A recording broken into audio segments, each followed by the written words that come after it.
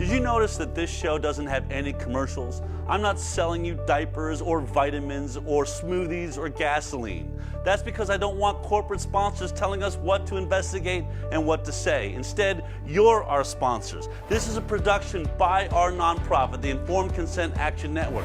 If you want more investigations, more hard-hitting news, if you want the truth, go to ICanDecide.org and donate now.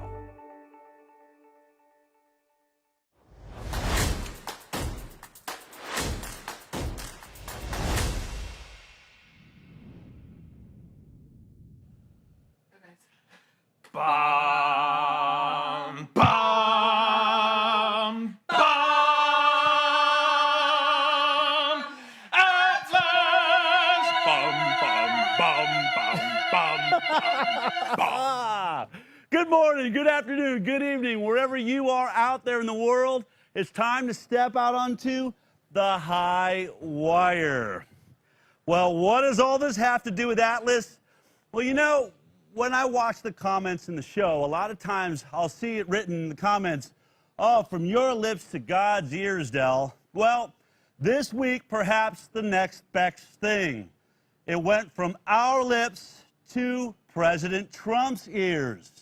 What am I talking about? Well, this is what I said all the way back in May.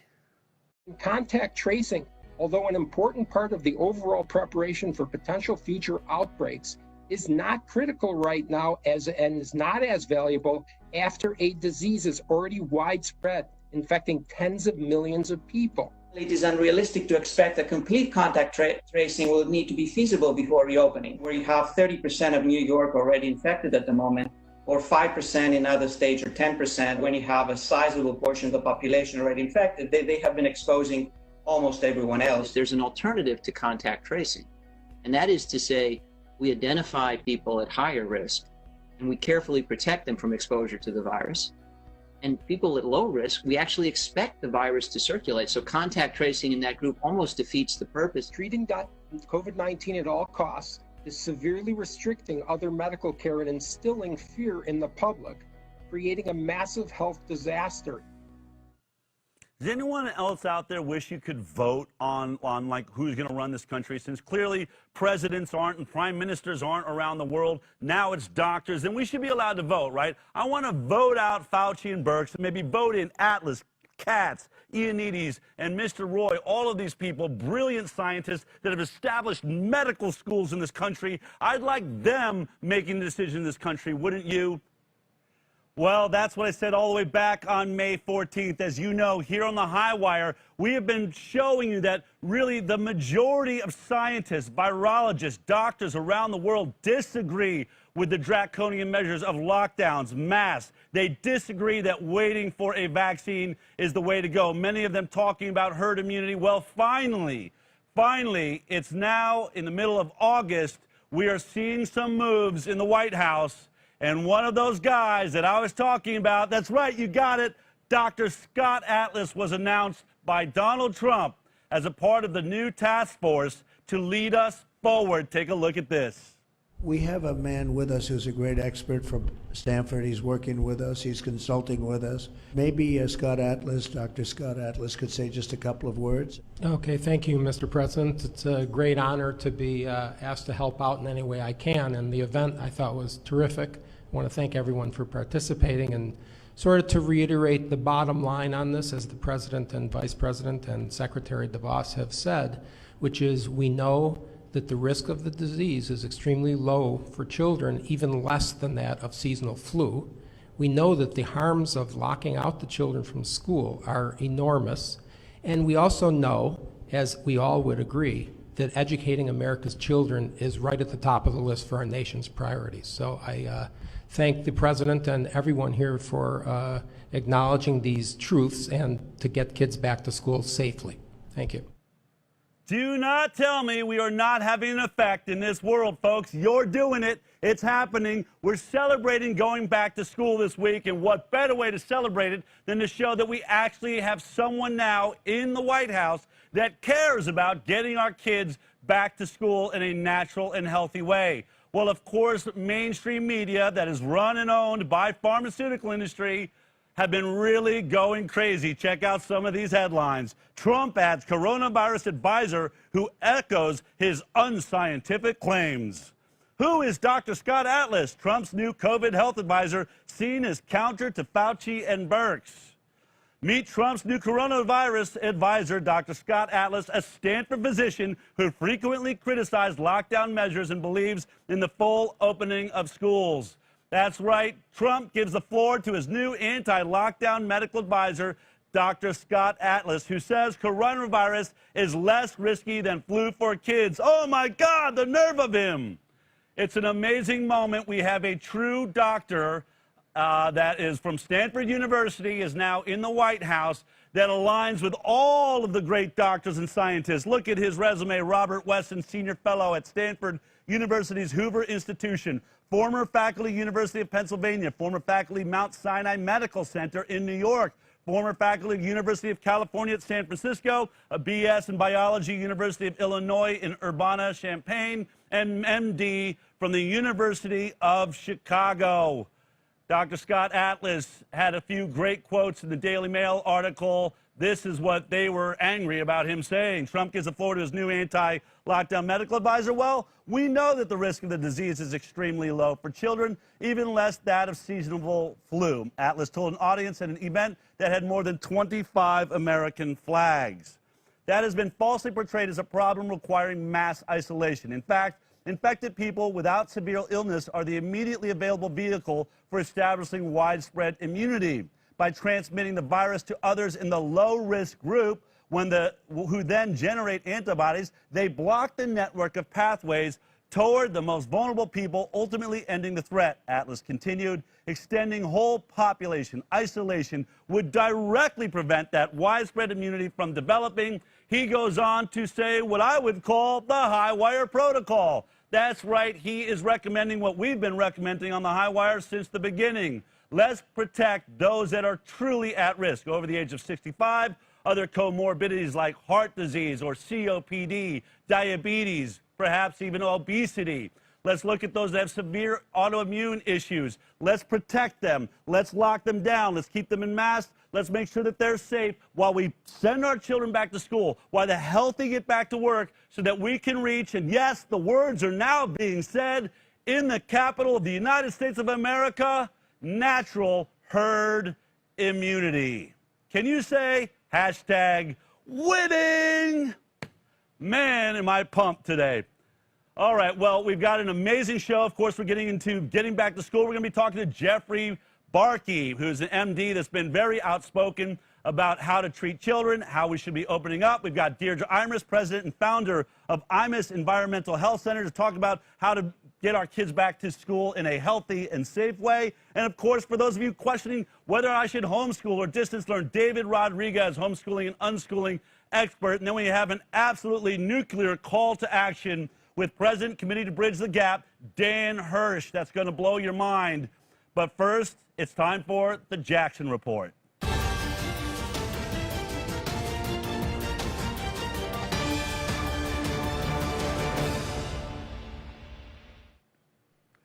All right, Jeffrey. Well, everybody's really thinking about going back to school, but before they do, there's a lot happening in the headlines. What do you got for us this week? How you doing, Del? Yeah, let's get into some serious stuff with the headlines first. This is out of New York. So we've covered this continuously on the show, as have other media outlets. New York's nursing homes, the scandal continues to unfold. So New York's true nursing home death toll cloaked in secrecy. Now, the backbone of this story really says from the quote here, unlike every other state with major outbreaks, New York only counts residents who died on nursing home property and not those who were transported to hospitals and died there. That statistic could add thousands to the state's official care home death toll of just over 6,600. But so far, the administration of Democratic Governor Andrew Cuomo has refused to divulge the number. So here we go. We have Cuomo at the center of this again. Now, federal regulators, they passed a rule and they said, look, you need to count these numbers no matter where they end up dying, whether it's the nursing home or the hospitals. But that rule was passed after New York states had their peaks in May. So what's happening right now is they're trying to get that data and see what was going on there. And basically by the official numbers from other data and also the new data from the regulators from about mid-June to July here with full reporting, it shows about half of the cases are being counted. So the federal numbers during those times and the state numbers in New York are missing about half the numbers undercounted. So, you know, that could possibly put these numbers around 11,000 plus in New York State.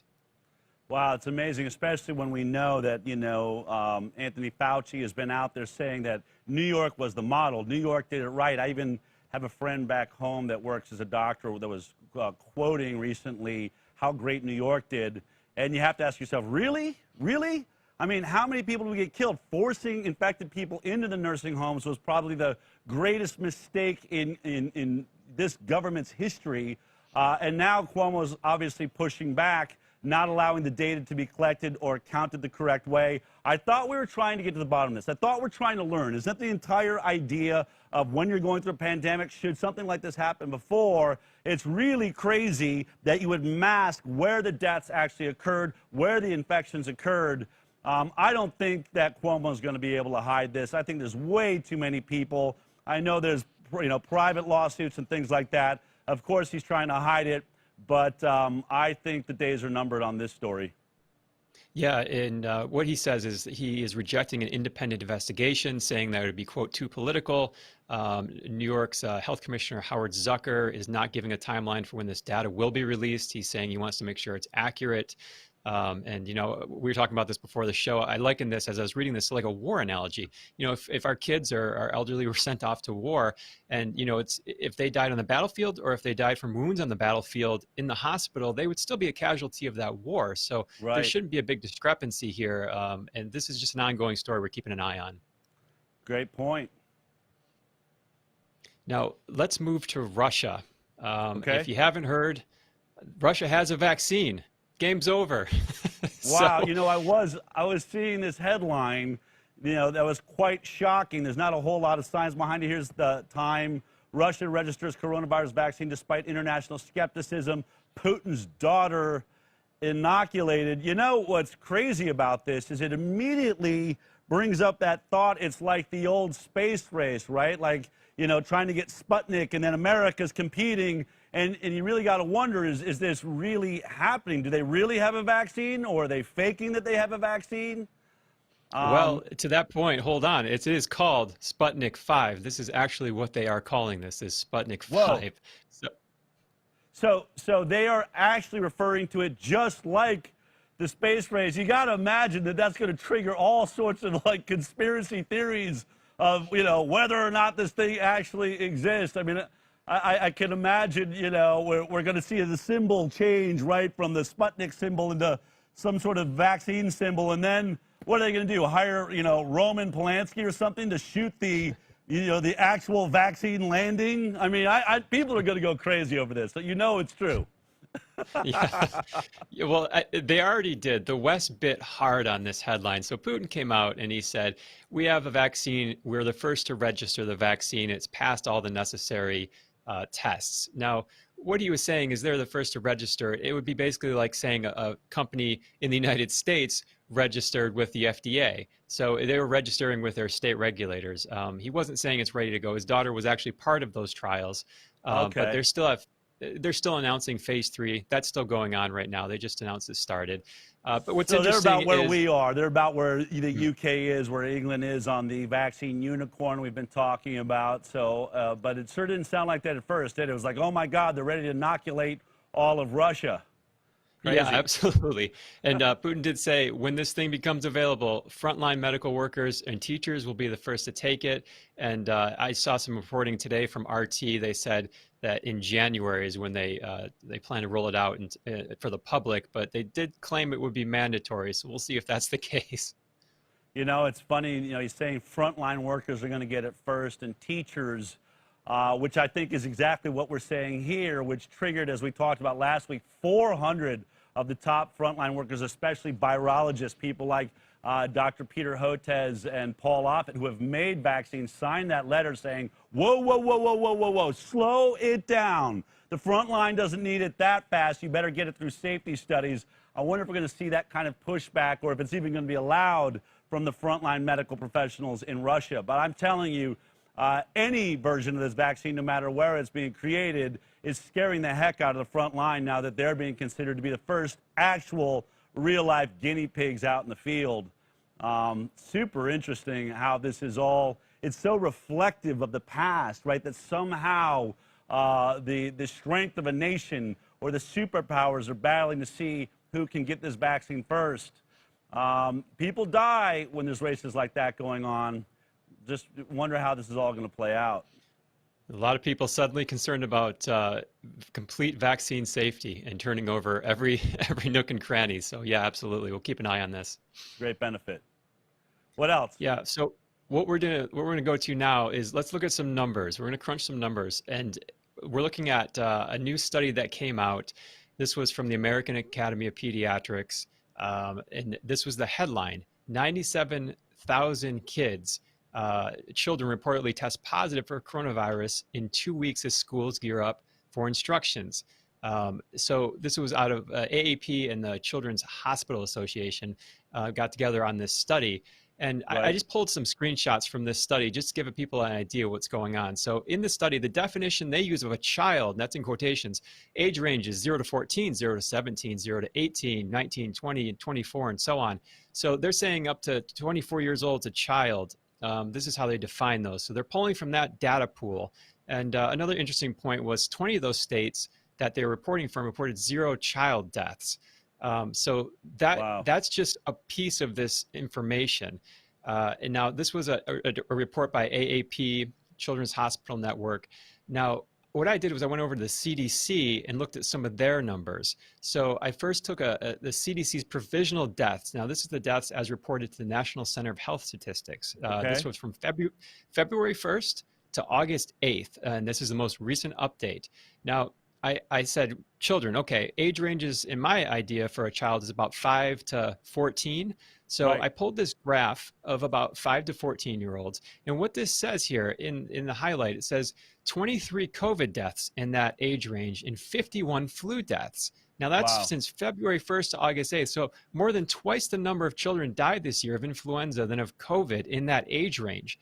And really, so realistically, both of those numbers are tiny when you talk about the, you know, what is it, 60, 70 million children we're talking about in this country. But either way, the fact that we're making such a big deal out of COVID, and, you know, all the headlines are ripping into Dr. Scott Atlas, who says this is actually less dangerous than flu for children, it proves he's correct.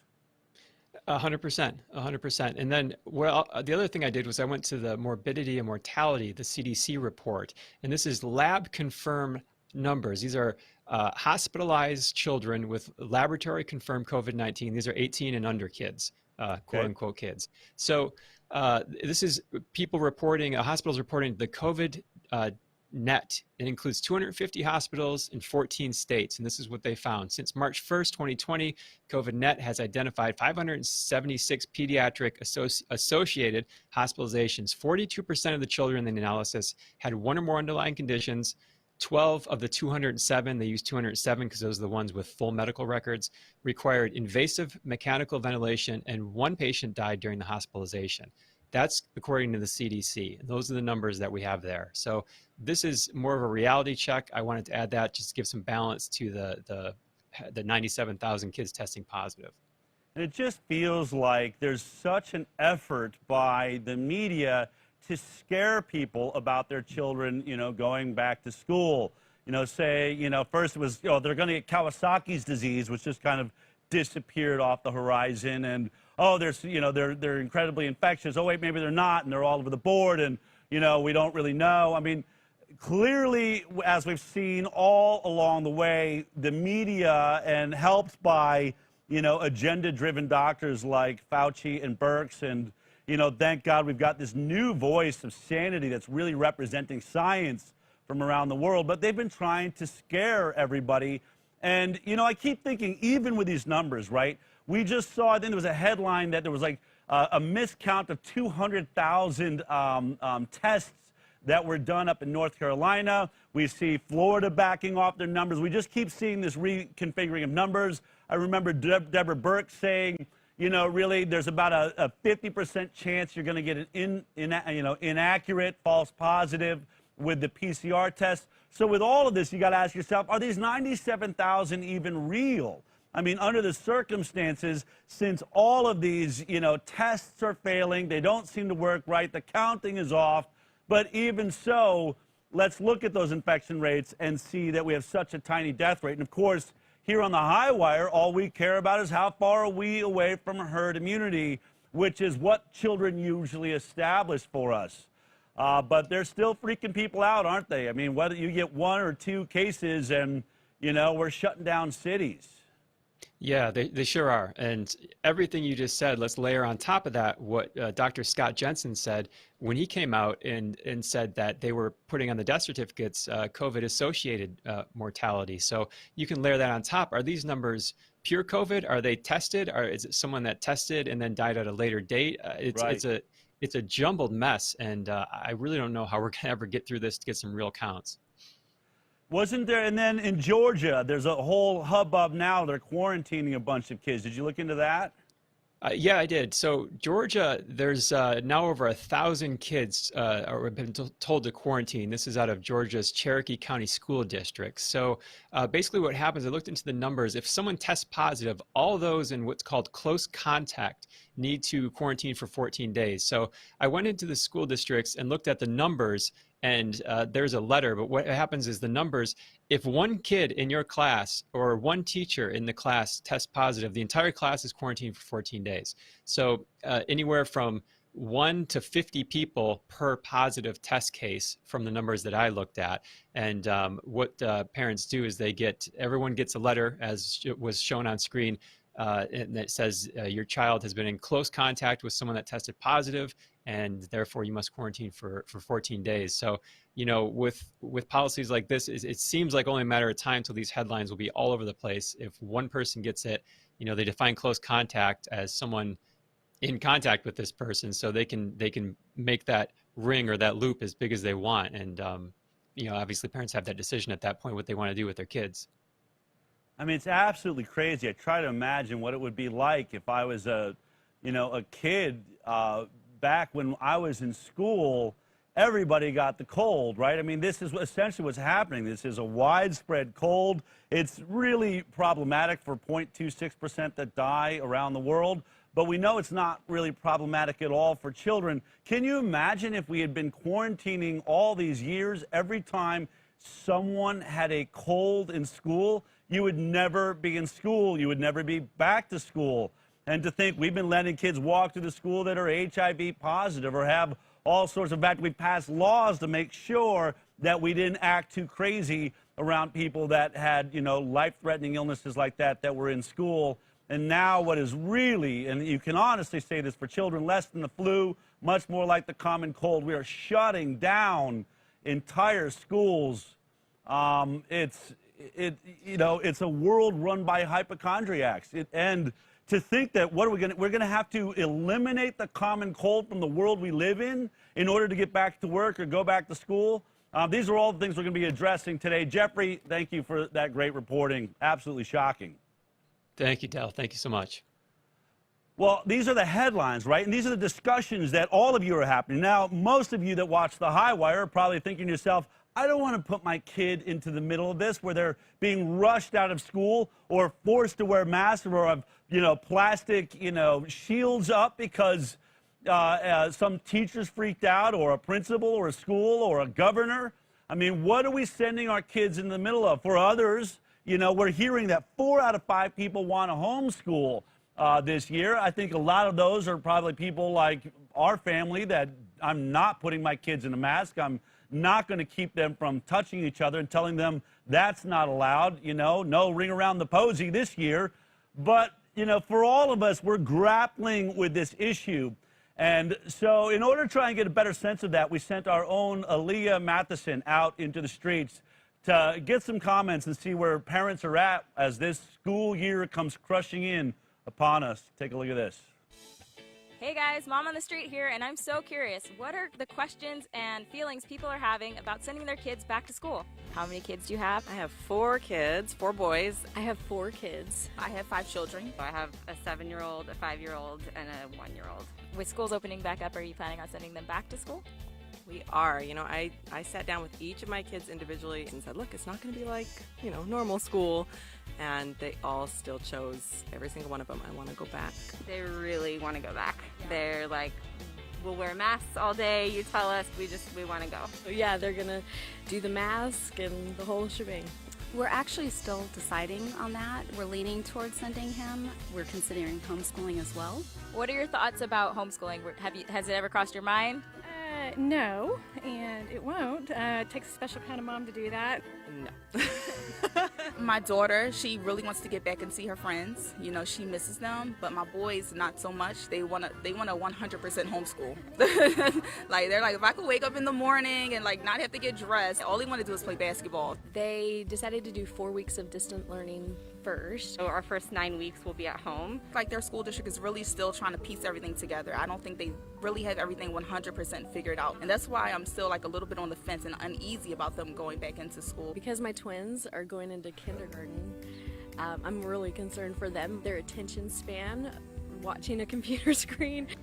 Definitely the masks are my biggest worry. I just can't imagine that it's good for a kid to wear a mask for 7 hours a day. They're asking them to even wear them on the playground. I'm a nurse, and so I'm wearing a mask all the time and using the hand sanitizer constantly. I feel like we're not exposed to, you know, the pathogens that we would normally be. Same thing as just staying inside all the time. Our immune systems will naturally not be as strong.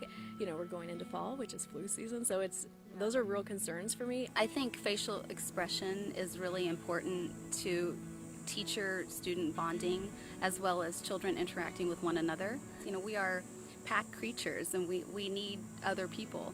The children are going to be like 3 feet apart. But I would imagine that their desks will be 6 feet apart, which will be very different, and there's going to be a lot more hand sanitizing, which I wish they would just do hand washing stations. We have my elderly grandmother-in-law who lives with us, and absolutely concerned for her health, but we're just kind of thinking we'll take the precautions that we need. They'll wear their masks, we'll do our hand hygiene. I don't know that they'll bring anything home, and if they do, I'm not too worried. We already have had, you know, strep and lice and all the things that they bring home otherwise. They'll bring home colds and other things too. Yeah. What the media is telling us about the virus, I feel like there's always so many different, you hear different things from different sources, and they all seem to be conflicting. It is hard to know exactly who to trust and who to listen to. I think anxiety is high in children right now because everybody's acting a little stressed out, but I also think that they're learning smart ways to stay safe and be healthy, getting better at washing hands. This is creating a nation of upcoming hypochondriacs. I hate to say the new normal, that just sounds awful. Well, it better not be a new normal. So I am worried about this new normal. I don't think they understand how different it'll be at this point. I think that they think they're going to go back to school and it'll just be normal, and that's not how it's going to be, and that does also worry me. I mean, these are all of the issues. In fact, my wife and I sat down just earlier this week and had a Zoom call with my son's teacher, informing him that though we thought he was one of the greatest teachers ever would have, they were in a Waldorf school, so they continue all the way through, but the discussion of masks is still there, distance learning. And I also was really concerned about my child being in a class with children whose parents are telling them this is a deadly virus and you need to be afraid, and imagining what that dialogue is going to be like between my child and those kids. And if my kid's perspective is outnumbered, how will peer pressure play into all of this? And I just thought, how bizarre is this world that we're having to send our children into right now? Of course, we told the teacher, we love you, we love the school, we wish everybody the best, but I am not sending my child to school wearing a mask. I am not going to tell my kids they can't touch each other. I am not going to give them some idea that their God-given beautiful bodies put their elders at risk in any way. I don't believe that. I don't buy it. And so that's sort of, the decision that we had to make this week. Many of you are having to grapple with these same discussions. Also, discussions about whether or not, if you're going to do distance learning at the school, then do you have to be up on your vaccines? Many of these health departments are demanding you have to be, using your vaccines. Also, we're hearing that they're going to ask students to be masked even if they're distance learning so that they get used to it. All of this is crazy. I can't imagine what it's like to be a doctor right now, or a teacher, but especially doctors that are having to confront these discussions. You have this massive divide in science that's going on. On one hand, you have, Tony Fauci and Bill Gates, who's not a doctor, but apparently seems to have very important things to say on this issue. And then on the other hand, you have Dr. Scott Atlas, and I would say the majority and consensus of real science, not funded by pharma around the world, saying this is all insane. We are blowing this way, way, way out of proportion. But to try and get a sense of, what it's like to be a doctor, to deal with parents, and to get some sense of really where are we at with this on a medical basis with our children, there's been no one more outspoken than Dr. Jeffrey Barkey. He is everywhere, and he's going to be with us in a second. This is what Jeffrey Barkey's looking like in the media. Dr. Barkey is joining us. Dr. Jeff Barkey joins us now with his message. I'm a board-certified primary care doctor. I practice in coastal Orange County. I've been doing so for over 25 years. I'm here representing thousands of physicians across the country whose voices are being silenced because we don't agree with the mainstream media and the experts who are telling us what to do. This is a very deadly disease if you are in a high-risk group, but you should contrast that with the young and the healthy. And in the young and the healthy, this virus is no more deadly or dangerous than a bad seasonal influenza. When kids get COVID-19, first of all, they either have no symptoms or they usually have mild symptoms at all. I've treated personally multiple COVID-19 patients, and thank goodness none of whom needed hospitalization and none of whom have died. It's time to get kids back to school. I'm joined by Dr. Jeff Barkey right now. Jeff, thank you for taking the time. My first question for you is, what are the big questions from parents and families right now that are considering going into school? There must be some hysteria around it. What are you having to deal with? Del, so much to talk about, so little time. The parents are terrified because they're taught to be terrified because they're watching too much of the mainstream media. They're, of course, worried about the health of their children. I've got 2 kids. Nothing keeps me up at night than worrying about them and anything that has to do with their health or well-being. So that's what frightens parents, is their concern over the health of their kids. What they don't know is that their kids are at much greater risk every year of seasonal influenza than they are of COVID-19. Their kids are at much greater risk of drowning over the summer than they are from dying from COVID-19, and they've got about a 50 times increased risk of dying in a traffic accident coming to school than they do with anything related to COVID-19. What are recommendations you're making to your parents right now as they come in, to try and help them deal with this concern and their fear? What do you tell them? I tell them 3 things. Number 1, stop living your life with fear, turn off the mainstream media, and live your life free with some common sense precautions. So of course, don't go into real crowded areas. And if you have to, putting a face covering on yourself as an adult makes sense, never makes sense on children. And use good technique for washing hands and sanitizing. All that makes sense. But to live your life in fear makes no sense at all. I wrote an article about this, fear fatigue, recently, that you can find on my website, rxforliberty.com, rxforliberty.com. We need to stop doing this. We're driving ourselves crazy. Suicides are at a higher rate than deaths from COVID-19. We're seeing increase in depression. We're seeing increase in domestic violence. And most importantly, we see reporting for child abuse down by 25%, not because the abuse isn't happening, it's because our frontline reporters, teachers, and even healthcare professionals are not reporting because the kids aren't going to school. Wow, and that's an that's amazing that's point. just dangerous.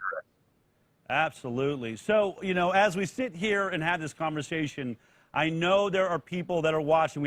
Our audience is exploding. Every week we're growing. They're wondering, why is the high wire being censored? Why did the YouTube channel come down? What is this guy saying on the high wire? What kind of doctors is he bringing on? But I want to address, there's a fairly big story that's starting to sweep the country. I thought Sacramento Bee covered it really well. Let me just read a couple of the headlines here. The Sacramento Bee says young kids carry 100 times more coronavirus in their noses than adults. A study finds. New research says children younger than 5 years old can hoard up to 100 times more of the virus in their noses than older children and adults, suggesting kids could be a significant driver of viral spread. When older children and adults had similar amounts of the virus genetic material in their noses, the study found while kids under 5 years old had anywhere between 10 to 100 times more virus in their upper respiratory tract. This study and article is getting a lot of traction around the world, and it's really leading, here you go, age-related differences, and this is the study itself.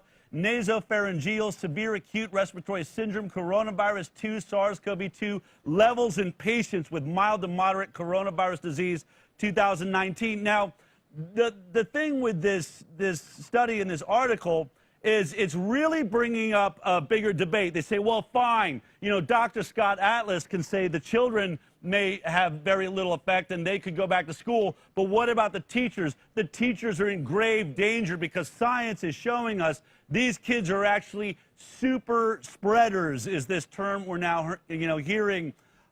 You've looked at some of the science, especially this study. What should we be looking at? Or is there another way to see this headline or understand it? Del, this makes me so angry I could just start screaming at my computer screen right now. The science is bogus. So let's take a step back, first of all, and remember within hours of each other, two of the most reputable medical journals in the world, The Lancet and the New England Journal of Medicine, had to pull down bogus studies. I've never seen that happen ever in the history of these two journals. This study that you're referring to was published in JAMA, another reputable medical journal. The problem is it's a bogus study, and here's why. They use the Abbott Laboratory COVID testing. The Abbott Laboratory COVID testing, first of all, is flawed. There's been articles about this all over the place. Reports to the FDA that this study is, the testing from Abbott, it's fine, but it's far from perfect. This study also is not designed to quantify anything. It's a what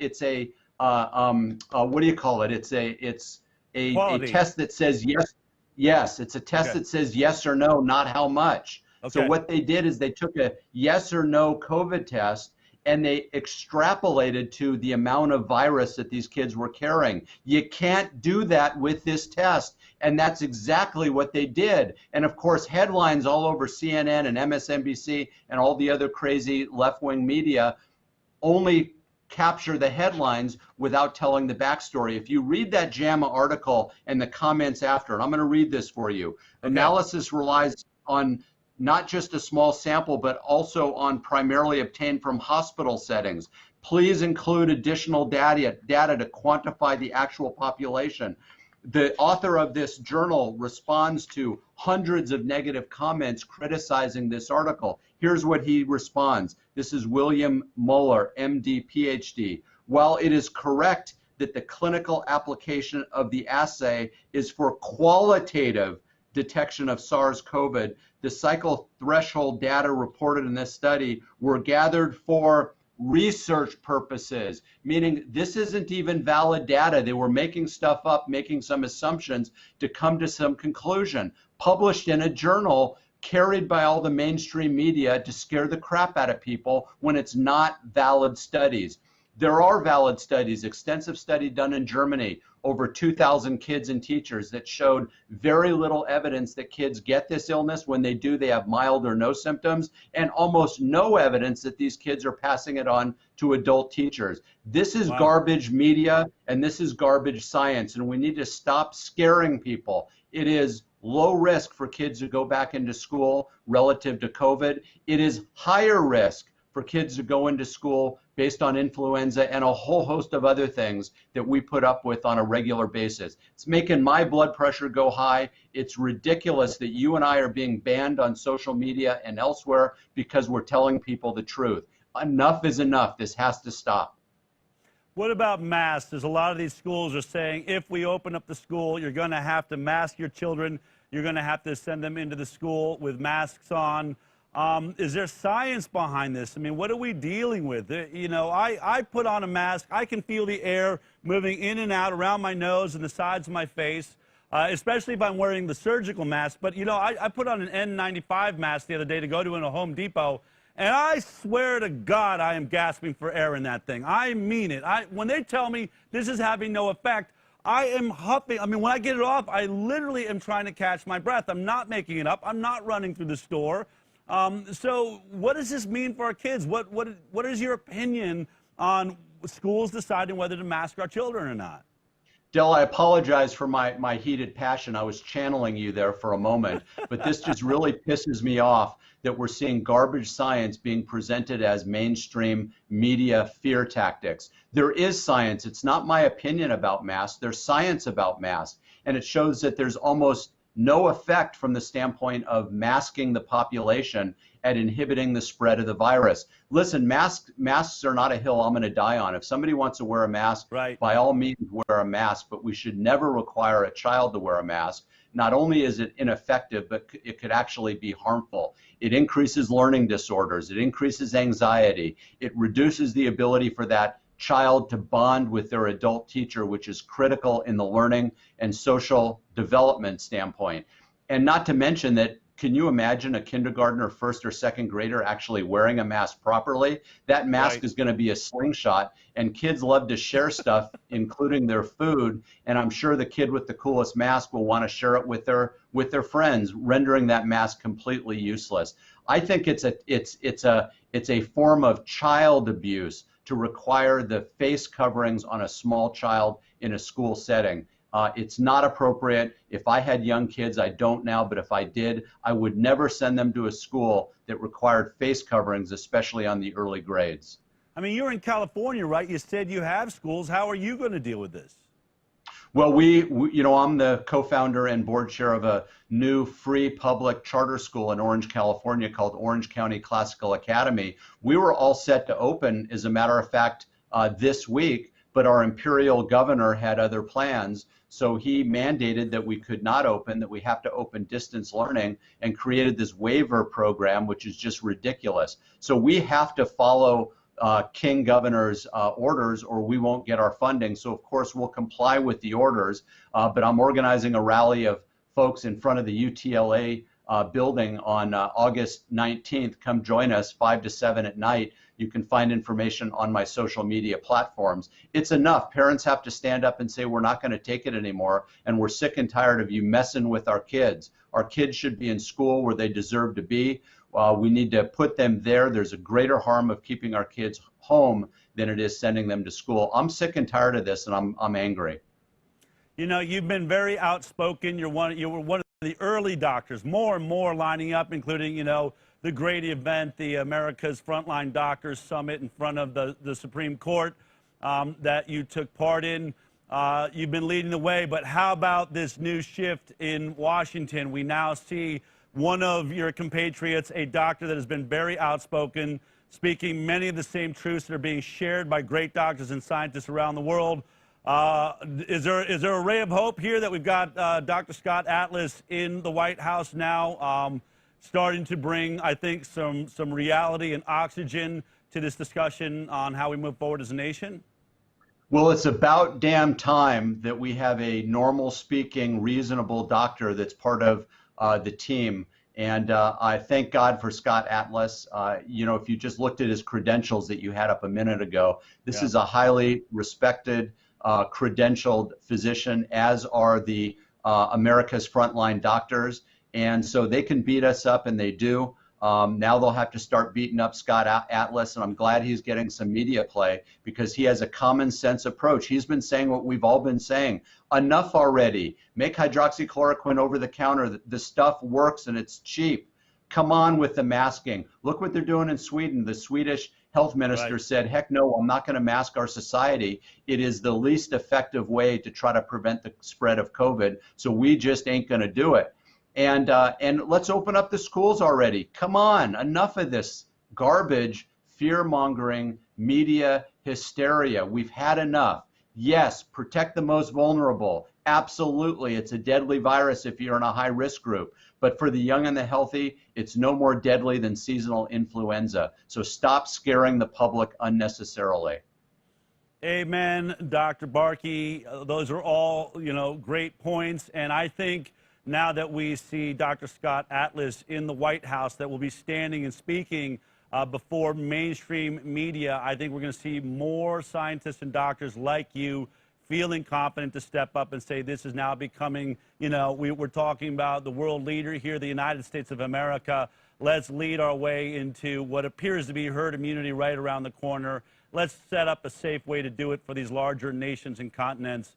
I think this is a very, very exciting time. It's a crazy time. It's too bad we didn't have a little more time to have this conversation with school rushing in upon us, but I love all of your thoughts and suggestions, and thank you for clearing up this crazy study that says that somehow kids are super spreaders. Thank you for your time, Dr. Barkey. I am sure we'll have you on again soon.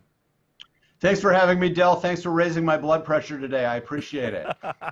You're welcome. Take care. Well, and as he's pointing out, we keep seeing this, right? He was referencing the terrible study that showed the dangers of hydroxychloroquine, and they used data from all over the world that the people that collected the data could not provide. We ended up finding out that it was like a company run by an adult model and a couple of other people. A huge embarrassing moment for the Lancet and the New England Journal of Medicine that had to take it down. And then, of course, now we see another study, a study that's using PCR testing. The PCR tests themselves say right on it, this is not a tool for diagnosing illness, and yet this is what they base the science on. And if you do look at the comments below this article, what you see is the study is getting ripped apart by doctors and scientists who are saying this is a qualitative PCR test. There is a quantitative PCR test that you did not do. You should be using a quantitative PCR test if you're going to say that 5-year-olds are carrying more of the virus. A lot of this discussion is, and think about this, if we're going to tout these single anecdotal studies, how many times do we hear that, for instance, the Mawson study that showed that children that were vaccinated had 5 times the rate of neurological disorders than those that weren't vaccinated? Say, well, it's one study, it's anecdotal. Yet they will take their one study and tout it and change headlines and make headlines in every news agency around the world to make us terrified. All because, we are sitting in a laboratory making the laboratory decision about what we're going to do. We're using a crappy study that wasn't how we do it. Well, how about outside of the laboratory? How about what's actually happening in the real world, on the planet Earth, in real schools, not in some modeling center inside of a university where clearly a professor has an agenda to make Bill Gates and Tony Fauci happy? Well, as Dr. Barkey pointed out, there are studies now of real schools on planet Earth, and this is what those headlines are looking at. Children are not a major factor in dissemination of the COVID-19. This is Austria, a big study there. The feared increase in cases has not yet occurred. To date, we have not registered any super-spreading events in schools or kindergartens, says Schmid. The ages data refer to the phase before the lockdown and to the phase in which the easing steps took place. This is schools closure a mistake, as no teachers infected in classroom. That's in England. Scientists are yet to find a single confirmed case of a teacher catching coronavirus from a pupil anywhere in the world, a leading epidemiologist said.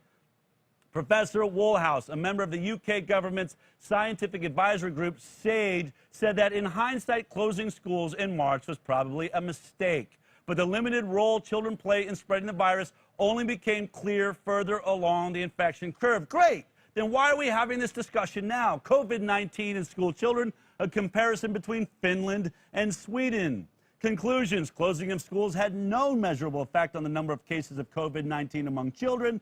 Children are not a major risk group of the COVID-19 disease and seem to play a less important role from the transmission point of view, although more active surveillance and special studies such as school and household transmission studies are warranted. The negative effects, it goes on, anti-SARS-CoV-2, IgG antibodies in adolescent students and their teachers in Saxony, Germany, very low. Seroprevalence and transmission rates, very, very low.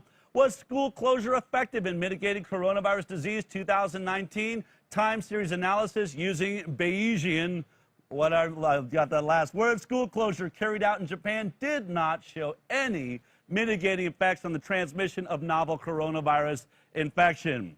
And then the Lancet, the great old Lancet, transmission of SARS-CoV-2 in Australian educational settings, a prospective cohort study. Our results show that where effective case contact testing epidemic control strategies exist for the population, children and teachers did not contribute significantly to COVID-19 transmission via attendance in educational settings. Again, Gateway, AAP, COVID-19 in children, and the dynamics of infection in families. Where is this again? Switzerland. In 79% of households, greater than one adult family member was suspected or confirmed for COVID-19 before symptom onset in the study child, confirming that children are infected mainly inside familiar clusters. In only 8% of households did a child develop symptoms before any other household contact. COVID-19 transmission in children, child is not to blame. This is, again, from the same area, and it goes on to say that we also have transmission dynamics in Greece of SARS-CoV-2 within families with children in Greece, a study of 23 clusters. Conclusions: while children become infected by SARS-CoV-2, they do not appear to transmit infection to others. Furthermore, children more frequently have an asymptomatic or mild course compared to adults. Further studies are needed to elucidate the role of viral load on these findings. And back in America, the New York Times. Kids aren't big COVID-19 spreaders.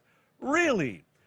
So there you have it. I mean, we just covered the world. Not one study in a laboratory that didn't see any human beings. We just traveled through 10 countries, multiple studies, all coming to the same conclusion. So please, if you're one of those parents out there that is really terrified about the safety of your child, you shouldn't be. And if you're one of those teachers that's really terrified that you're going into a school with super spreaders, let it be known that the consensus of science around the world is that not only are you not at risk, you may actually be protected because for some reason there's some sort of natural herd immunity amongst these children. You're being protected because they block it. They don't appear to be transmitting it.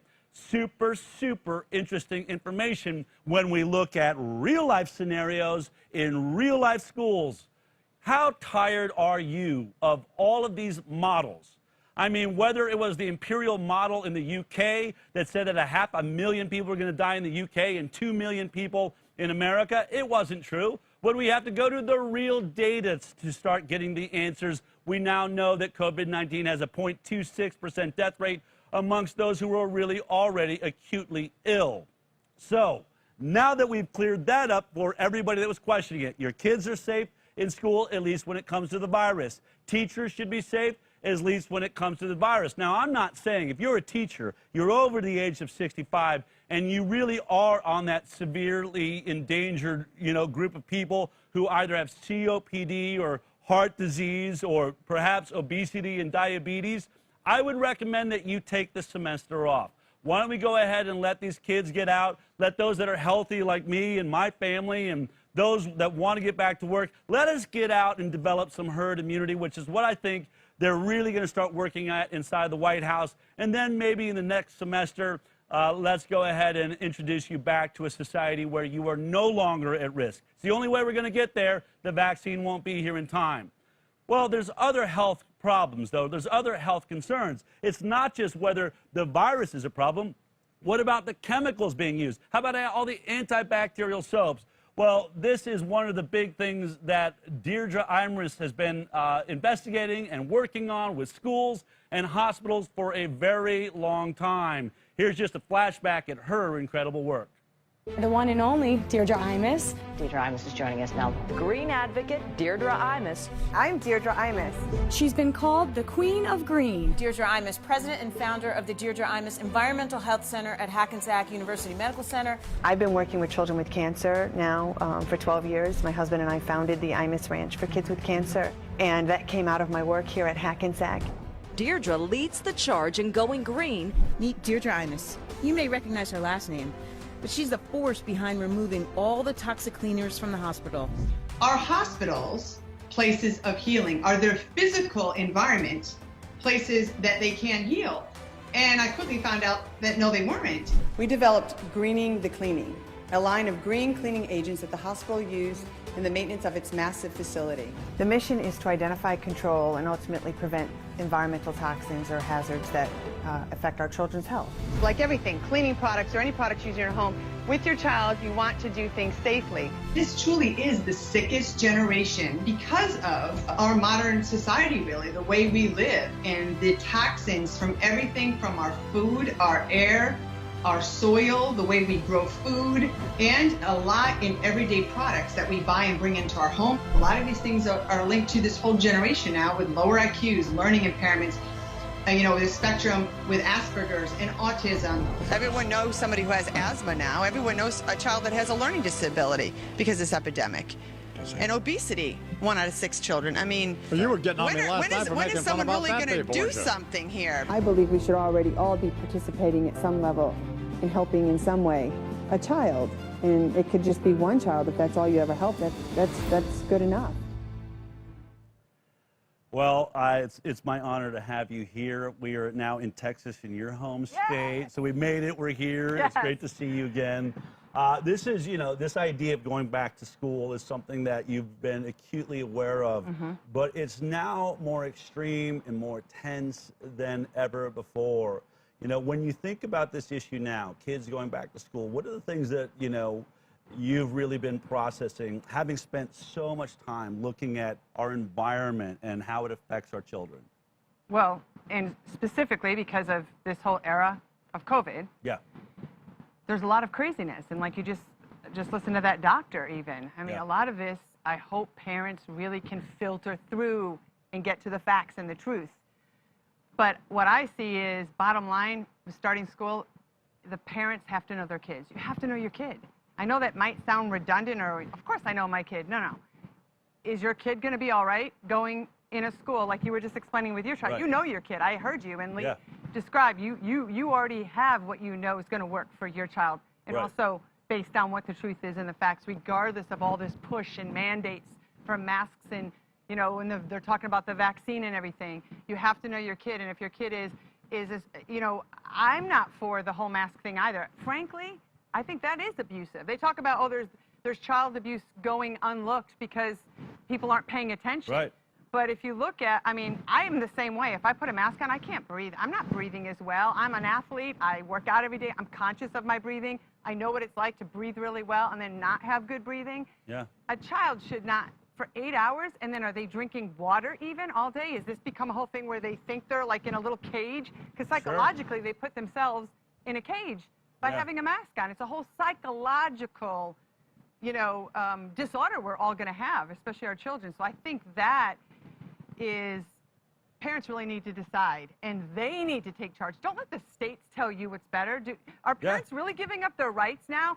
Let me just see what the public schools say in the state and all our political leaders, like they are smarter when it comes to your child. No, they're not. You know your child better. You know if your child's going to sit there with a mask on and not function well. I know I wouldn't learn very well. Yeah. Trying to read what the teacher's saying and writing down or on your computer or whatever you're doing, regardless if you're 5 years old or if you're going to college or if you're in high school. I can't even imagine, too. When we think about discussions, you're right, thinking about your child, in school, there's been a lot of studies just how boys and girls, respond differently to movement in class. Yes. Boys need more movement by the A teacher. lot more movement. Girls can handle a teacher standing right by a chalkboard. But imagine what is it if you're not even seeing lips move? I mean, what's happening when you just hear the, I think of, the Charlie Brown, like the wah, wah, wah, wah, wah, wah, wah, wah, wah, and you're really not even seeing the movement of lips. How many kids are just going to be spaced out in the class? Well, like I saw a meme, and it had on a grass, just a mask on the ground, on the grass, and it said, uh-oh, lost my immune system. So, like, kids are going to think their immune system is this mask they have on, and it's the exact opposite. We have these amazing bodies, these amazing immune systems. Yeah. And if parents are focused on the mask, are they focused then on eating healthy, getting proper vitamin D, which we know prevents disease, and certain vitamins and nutrition? And by the way, hydrating all day by drinking water. If you have a mask on, they're not going, I don't see when they're taking these water breaks. But the biggest thing in schools, if parents decide going physically to the schools rather than at home are the thing for them, they better make sure they demand a plan that school has put sanitation first. It sounds like, well, of course. What do you mean by that? I mean, okay. Most schools, they have broken down toilets. You go to a school and several of the toilets don't work.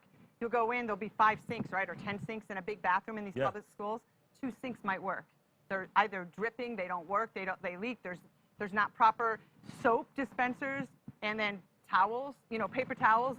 So they're not touching a bunch of things. All right, hold on one second. Apparently your mic is rubbing. Where do they have your mic? On the inside. All right, let's go ahead and just pull it out. Just grab it really quick. This is live. This is live TV. I'm just going to stick it right there. Just do this. Just make it work. Is that better? That should be better. This is it. Anything can happen when you're live. All right. On my chest All right, go ahead. So the bathrooms, the sinks aren't working. They're dripping. Right. It's as fundamental as that, because if we don't have basic good hygiene and sanitation, that is the prevention of so many diseases we know through our history. Everyone says you can use all the antibacterial sprays and everything, but nothing works better than just soap and water. So let's make sure. I would love if they had hand washing stations even. Make it prioritizing. Now, hand sanitizer if you're in school all day, okay, let's go with that. Right. But the major thing that families need to know is if they're going to send their kids and schools are buying hand sanitizer, they have to stay away from methanol is one of the ingredients that the FDA just brought up. It's actually poisonous. You can die. Children can die. And that list keeps getting bigger and bigger. I think we were just reporting on this a few weeks ago, and hand sanitizer, they were outlawing, I think it was maybe 40 or 50 hand sanitizers. Up to 75 and counting on the FDA's. Just go to FDA.gov. You can get it there. We put it on our website too, but they are doing a continuing list as they see that specific ingredient, which is methanol. We don't want methanol. Okay. No to methanol. So parents need to know that. Look for where you now, is it over methanol. The top to go to your school, go to the principal and say, I'd like to see the bottle of the hand sanitizers you're using in this school and read the ingredients? No, what's wrong with that? That's where I started my whole Greening the Cleaning program way back when. Okay. Is going into schools and asking questions, going into hospitals, asking questions. And they don't even think about it sometimes. They just are buying whatever even. There's no real method to their procurement, and there should be, where they're methodical about it. And also, what are their cleaning methods? And if they're using a bunch of toxins to clean, which is not necessary, your child is then unnecessarily being exposed to that in the school systems. Then these schools, they want to separate. So this is another dilemma happening. You send your kid to school, they might be going into a trailer, like these portable trailer type situations. So because they want to try and keep class size under 10, so they're breaking them up in these hiring little groups? more teachers or moving all that around with teachers, so you have smaller groups, right? Yeah. So then, again, that to me, parents have to bring up the question, should my kid have to wear a mask? I know personally for me, my kid would not be wearing a mask, whether he went to a big school or he was homeschooled. Okay. The whole mask thing, there's no science, again, like Dr. Bark and others have said. I mean, you see the science that shows that it doesn't protect you, even from basic respiratory diseases and viruses. So they have these, and I know even in my town, they're setting up these, portable situations. Well, are there going to be bathrooms in there? So the parents need to ask ahead of time, what's their protocol to keep our children healthy, where they can wash their hands if they want to? Where's the clean drinking water? Are they now requiring children just bring their own water source, which I know that has been happening with certain areas around the country? That's a really important issue, because to me that's fundamental in our health. You have third world countries, the reason why they have certain outbreaks like polio, we know it's because they all of a sudden don't have sanitation, or they have poor sanitation, or they don't have electricity and water. Right. So we have to make sure if these and you have to public imagine, schools, I mean, we always have these issues with public schools anyway, not having enough funding. And if you imagine all of a sudden they've been waiting for months and months, what is going to be the dictate by the governor? What are we going to do here? And they find out, oh, maximum 10 children, hurry up, get a bunch of mobile homes or whatever. All of this, it must be happening so last minute. You can only imagine. And they're going to cut every corner they can, make it as cheap as possible.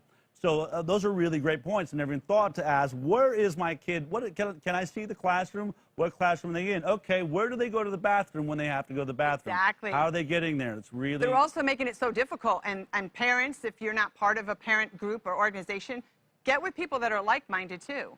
You know, that agree. They understand the mask isn't the almighty protection. Yeah. You know, and a lot of parents are in that mode where, oh, I'm sending my kid with a mask now with their backpack and whatever snacks, and they think they're fine. No, but also, like, statistically, you just went through that with that doctor you had on, and he was great laying out all the facts there. I mean, what is it, 0.2% death rate still worldwide? Right. You know, kids get other colds and flus all year round, so what are they going to do when a kid has a cold or a fever? They're all of a sudden going to think it's COVID, so they have to quarantine them for 14 days. I mean, this is a rolling ball that's going to happen because of the fear that they're instilling in communities, and parents really need to take real leadership of their children and say, no, this is what I want for my child.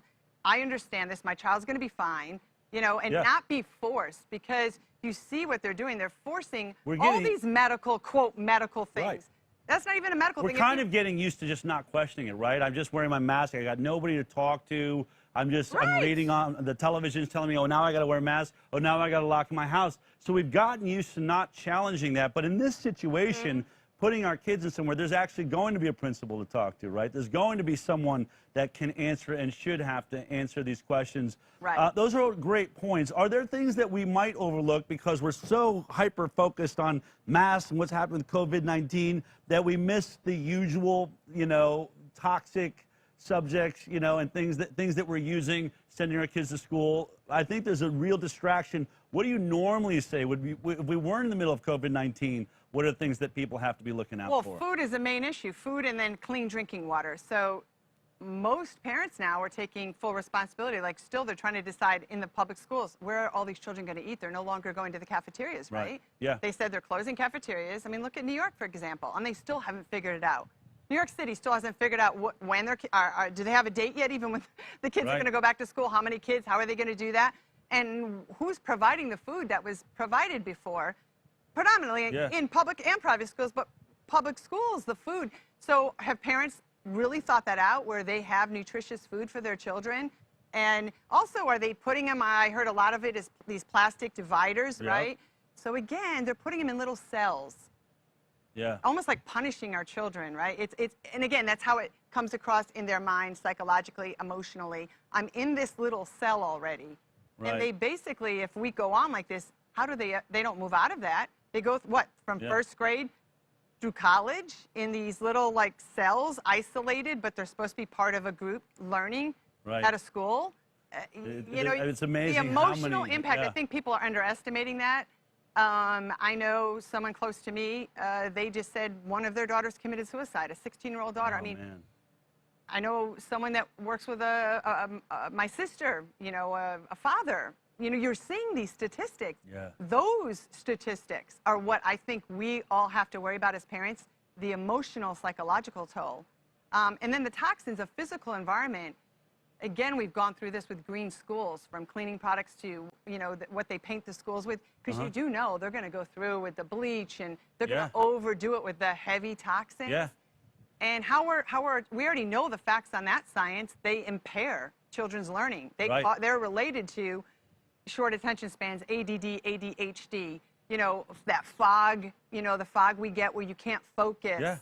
So, and that's boys and girls. And there's got to be more movement. You know, I was just They're now thinking about canceling this. sports. I was at a restaurant, and it was somebody that owns a restaurant that we knew them. It was their mother was on the baseball team. We all went over to the restaurant. And she explained that every night now they're fogging the entire restaurant with some sort of antiseptic to kill any bacteria or, you know, virus that might be there. And I'm thinking, that's probably on my glassware. It's probably on the dishes. You know, I worked in a restaurant. I remember when we used to I know.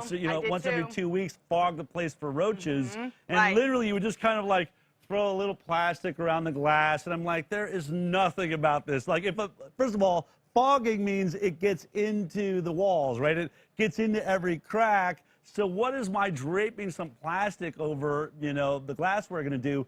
I have to imagine schools are going to be saying, so what would you do? Well, fogging, you know, a lot of those chemicals they use, they're neurotoxins. Some of them can cause a temporary paralysis even.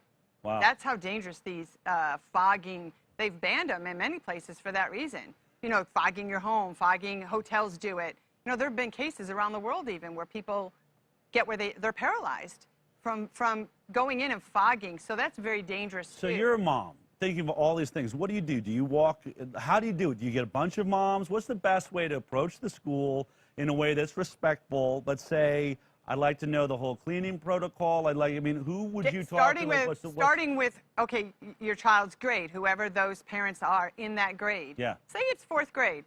Fourth grade, get with some moms and dads, whoever in the family is in charge of that. That you know, because I say a lot of times people just say moms. A lot of dads do take an interest, and they are active in these issues. I have found more and more now dads are taking this on too. So, or both parents, and you get together with them, have meetings, have a plan. Yeah. Go into the school, bring that plan in, ask them even, we want to see this first. We think this is important. And by the way, the science is all there to back that. To back that sanitation, you must have proper. Where's the best place for parents to go to really know, you know, what those lists are, what they should be looking at? I mean, obviously, we have my website. Okay, what is that? We've been doing this for years, IMISenvironmentalhealth.org. Okay. And greeningthecleaning.org. Okay. They can get all that, and we link it to also CDC information, FDA, with all the statistics and all the, even basic, like if you want to get into actual products, you know, what mom's looking for, you know, what product. And I know some of these big box stores, even FDA said don't buy those hand sanitizers because they're naming a lot of those that are sold in all the stores that we all go to buy stuff for our children with the school supplies. We have all of that on our website. All right, and then fabulous. we show you all the links to everywhere too. So that's a good place to start, There we frankly, have it. without being biased. And full disclosure. I'm all about bias. That's why we're here. We got you in here. So let's get you and people full that website. disclosure, even with my Greening the Cleaning product line that we do implement in schools and hospitals and all these businesses, I don't make any money. I've never have, zero. So my interest is it started out as philanthropy and still is in it that we're a 501c3 through my hospital at Hackensack University Medical Center, and it runs our environmental health center. And we also work with the blind, CAVI, Central Association for the Blind, and they actually, believe it or not, are our main distributor for a lot of our products. So we're able to employ a lot of the legally blind and partially blind in the state of New York. Fantastic. So, you're a hero. Yeah, it helps. I want to thank you for coming in. We will send Del. everybody those websites. Can we touch hands? Can we shake hands? Of course. Thank you for coming in. You. Thank you for your great work. And I'm sure it's going to be a great tool for a lot of parents to figure out how to get their kids as safely as they can back into But these again, crazy know your schools. kid. It's not a one-size-fits-all. And you said that it's a really good point. I think people, when I say I don't want my son going to school, my son is super smart, right? He's like a little detective. Cool. You know, he's on it. It's not that I'm worried about, you know, really bullying. It's the fact that he won't drop it. You're not going to be able to tell ever, you know, don't discuss this at school. He is fascinated by what makes people tick. He's going to be on every kid's case. He's going to be like you. Asking, they want to provide science to the kids. The parents are going to, I was like, you know what? I don't need that. See, he could be one of the leaders too, and he will be. Right, he will be. And there'll be kids like that that'll help kids understand some of these issues more because their parents are communicating rather than kind of keeping them in a bubble and, oh, honey, just wear this and it's because, and they don't really explain it, and then the kids are more stressed out. Yeah. So it's great what you and Lee do. I see it with your kid. You have a great kid there that I know. We got great kids. Yes. Both of our kids. Deirdre Imus, thank you for all of your incredible work. I look forward to having you back on. We'll talk more about how to keep this planet healthy. All right, where am I going? This camera here?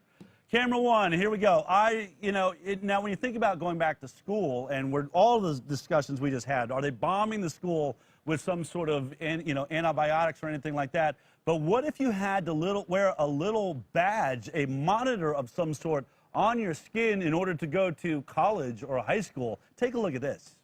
Last week, Oakland University announced plans to have students and staff wear something called a bio button. It tracks your temperature, your heart rate, and your respiratory rate. So what is a bio button? Oakland University says it's another tool in the fight against COVID. The button sticks to your upper chest and tracks potential signs of COVID before symptoms appear. What the company has done is reverse engineered from COVID positive patients what the very beginnings of COVID infection look like. And so its algorithms are slowly learning better and better how to catch COVID as early as possible, before you start coughing, before you feel bad. The bio button is linked to your phone, which sparked privacy concerns. Oakland University says the data will not be shared with anyone and highly encourages students and staff on campus to think about wearing one. What would you do if your school was going to put a bio button on you? Well, this story leads us to a segment we haven't done for a very long time, but it's one of my favorites. It's time for High Wire Hero. And this week, our High Wire Hero is Tyler Dixon, who goes to the very school we just saw, wanted to have bio buttons on everybody. I'm joined right now by Tyler Dixon. Tyler. So obviously this idea of wearing a bio button, you weren't too hot on it. What was the plan? The school was going to mandate this thing? Yeah, so the bio button was going to be required for anyone who wanted to live on campus. So that's a good chunk right there. Student athletes and OU cabinet members. And so basically... what did you think of this idea? I was actually shocked at first. It kind of felt like I was having like a weird dystopian dream. So I was super against it. I actually was talking to a couple of my friends who actually didn't know about it. And when we discussed it, they were like, oh, I wish there was something to sign. I wish we could do something against this. And I was like, we can. So I started a petition the Friday it was announced.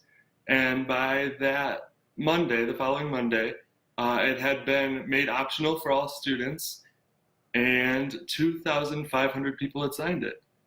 Oh, that's fantastic. So you actually achieved it. You simply put pressure, change.org, you went out. Did you have to campaign for it? How did the word spread to over 2,000 students? Honestly, I have no idea. I had no intention of it getting this big ever.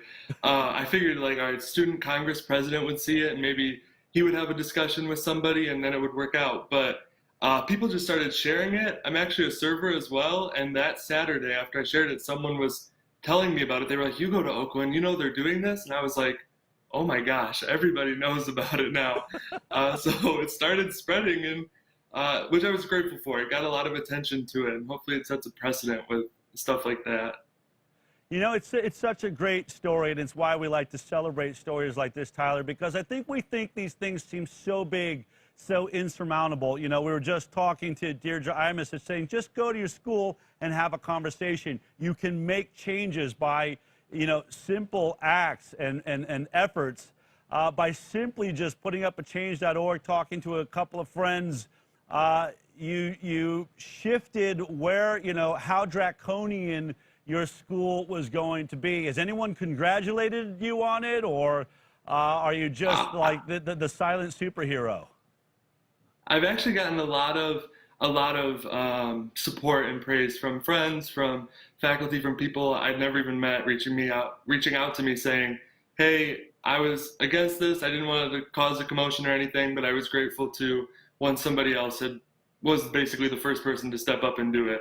Very few people that I've talked to were actually pro bio button, so it was cool to kind of realize everyone was on the same page. It's amazing how those things work out. Well, Tyler, you are our High Wire Hero of the Week. I want to thank you for making the effort and obviously making a difference in your environment, in your world, in your school. And hopefully as this story spreads across the nation, you've now set a precedent that bio buttons may not be that popular on college campuses in America, and I would guess anywhere else in the world. So thank you for joining us, Tyler, and thank you for being a hero. Yeah, thank you. All right, take care. Well, I mean, that's it, right? Having children, and when you think about how you're raising your kids, are you raising your kids to step up and just do something as simple as, you know what, I can start a change.org petition. You know, all of these things are happening, but maybe you're one of those parents that doesn't really want to, you know, put your kid in the middle of this, sort of like the decision that my wife and I are making with our children. We are basically starting a parent-run co-op. We're going to be homeschooling, but with a bunch of parents, we are creating a membership situation where there's a co-op. We're going to hire some extra teachers so that there can be some joint learning too, some group learning with our kids, that they can do activities together so that they're not just stuck looking at a glass screen the rest of their lives as though they're in some form of matrix. So that's the approach we're taking, but many of you, I think, are looking at all sorts of different options. If I'm social distancing and I am, doing distance learning, then how far away am I already from homeschooling? And if I homeschool, can I get away from the mandatory vaccination, which I don't even need because my kid's not going to be in the school? All of these things are big questions, and so I want to bring in our own David Rodriguez, who has been great at discussing homeschooling issues, and never before has homeschooling. I mean, you were just on the show, David, just less than a year ago, talking about the fact that Harvard Medical School, or some study out of Harvard, said people shouldn't, homeschool. It's bad for kids. You obviously have been outspoken about that. And now we're facing the possibility that 4 out of 5 parents are considering homeschooling, but they don't know what to do. So now that you are probably about to become a national treasure with your information, what should we be talking about? What should we be thinking about for all the parents that are brand new to this conversation? Well, I got 7 tips for reluctant homeschoolers. And the first one is, parents out there, take a deep breath. You guys got to focus on your own inner health, your own peace, for your own peace of mind. And people have been doing homeschooling for thousands of years, so you can totally do this. You guys all take a look in the mirror. You're awesome. And you don't got to be a teacher, right? Start thinking of yourself as a guide, as a coach, as a counselor, as a learning partner. And first of all, find that peace inside yourself. Tip number 2, I want you to differentiate between education and schooling. Education, in my definition, is what you do to yourself to create a good life. Schooling is what somebody else does to you for their benefit. And this is why the schools have all their different status type of curriculum in the school. And also, one of the great things that you'll realize as you homeschool is that you can't give anybody an education. It's like trying to give somebody a 6-pack abdominal muscles. You can't do that. You can give them a gym membership, you can give them a tool, but it's up to them to realize, like, hey, this is my life. And so children, they don't want their time wasted. They don't want to waste their energy. So you can create the environment. And that's how I define homeschooling, is when a leader creates an environment where personalized learning can occur. So you want to distinguish between those two as well. Number 3, clarify your values, mom and dad. What matters to you? What do you care about? Is it a spotless house? Or is it a heart-to-heart connection with your child? Is it a happy child or an obedient child? Because these are the different options that you have, and you have to choose. What do you want? Is it peace? Is it love? Is it collaboration and connection inside your home? Or do you want your child to be obedient and reflexive and not critically thinking about their own life? Because this is their life, and they got to realize that sooner the better, in my opinion, when they realize, like, wow, this is like important to be a human being. Correct. And so you mentioned doing a co-op with other parents. So safety is important, right? So you want to have a safe environment. But I think the government monopoly compulsory school system is a day prison. And as the previous guest mentioned, the mandatory mask is abuse. I consider the forced school system to be child abuse as well. And that's why I get so excited about that. So number 4, what is your philosophy on life? So fill in the blank. Life is what? Is it a gift? Is it a dance? Is it a game? Is it fun? What is it? Start thinking about your philosophy, because that philosophy is going to be imparted on your child. And so if you think life is terrible and negative and bad, then that's going to be felt by your child. So I recommend you create your own philosophy and find out, like, what is life? You got to take a step at the big picture. What are we after? Uh-oh. What do you desire, child? Number 5, up the lives of. The reason is that we all are going to be mortal beings. This body's going to go away. But if this nurse, she spent the last days with dying patients. And here's what she discovered. 5 things that dying patients say. I wish I had the courage to live a life true to myself not the lives others expected of me. I wish I hadn't worked so much. I wish I had the courage to express my feelings. I wish I had let myself be happier. So if you start with the end in mind, mom and dad, and realize that we're all going to get to that place, you want your child to feel that now, to have the courage to feel themselves and be able to trust you and build that relationship. That's number 5. Number 6 is a big one. It's know that the state school system was created by social engineers. And this is what we cover in the book that I published with John Gatto, The Underground History. But look, this quote right here is diabolical. Quote, Johann Fichte, 1806, said, education should aim at destroying free will so that after pupils are thus schooled, they'll be incapable throughout the rest of their lives of thinking or acting otherwise than as their schoolmasters would have wished. When the technique has been perfected, every government that has been in charge of education for more than one generation will be able to control its subjects securely without the need of armies or policemen. So that's one of the key things. Prophetic right now, right? I mean, when we look at what's going on, people, just drones walking through this experience, so important. And I think it's one of the great things that's going to backfire in the middle of all of this is by taking away schools, you're driving kids into personal education, self-driven education, freedom style learning, which is really going to, you know, though they try to control us through our kids, I think these kids may be a brand new generation that will recognize, wait a minute, I can think for myself. I taught myself. I got myself here. What is that world? It's going to be quite amazing. All right, what's the last and final tip? The last one, number 7 tip for reluctant homeschoolers, enjoy your time with your child because he or she will be moving out soon, whether it's age 16, 18, 21, 25. These years you got, mom and dad, between birth and 18, let's call it, are very precious. And then you'll notice some of the parents who have children who have grown up and left the nest. They say, no, stay home. You know, we want you here. And say, no, I want to go live an adult life. So these are the precious moments of our lives with our parents, with our children. And if you can keep some of these ideas in mind, then you won't be worried and you won't be stressed. Also know there's over 2, maybe 3 or 4 million homeschoolers in the U.S. So you're not alone. There's a lot of state associations to assist you. So number 1, take a deep breath. Number 2, differentiate between education and schooling. Clarify your values. What is your life philosophy? And look up the top 5 regrets of dying.